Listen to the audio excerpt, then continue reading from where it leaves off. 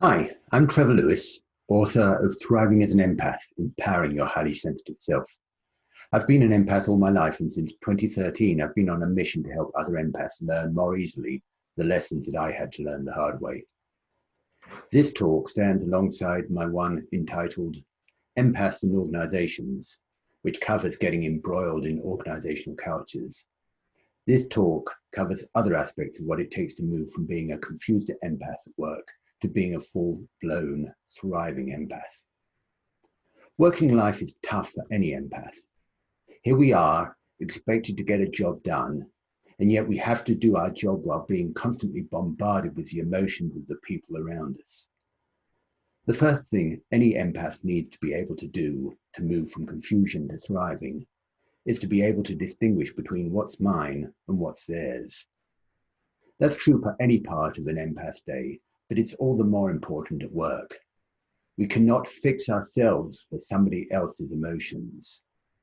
Recognizing that the emotions we are feeling at work belong to somebody else is the first step to allowing those emotions to just flow through us without any attachment.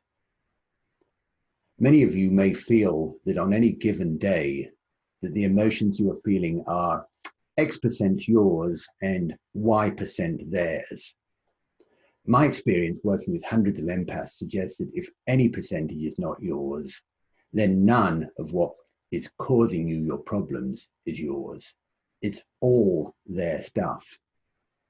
You may well have your own emotions operating, but these don't cause the upset and confusion. The problem for us as empaths is processing their stuff and thinking that it's our own. After 38 years in corporate life, believe me, I took way too many mental health days trying to recover from other people's emotions. I didn't understand it at the time, but I do now that I've learned what being an empath did to my work life. All of this so far is talking about what it takes to move from being a confused empath to being a stable empath.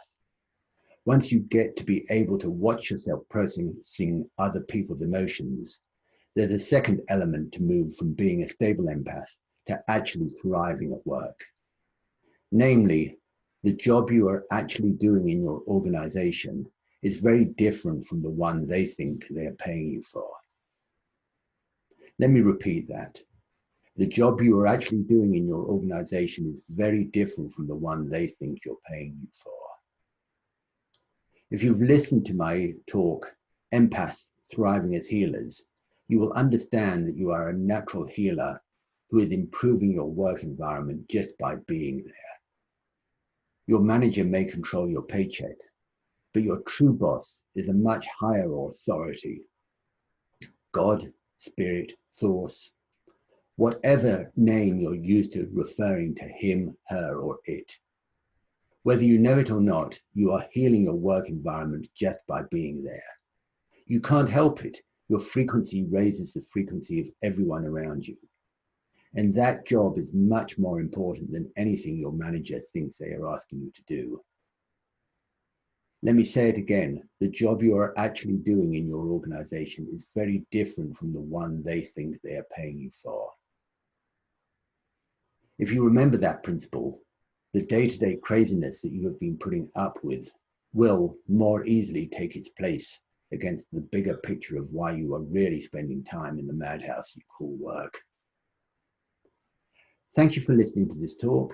Thank you for helping yourself learn to become a thriving empath. For more information, please go to www.thrivingempath.com.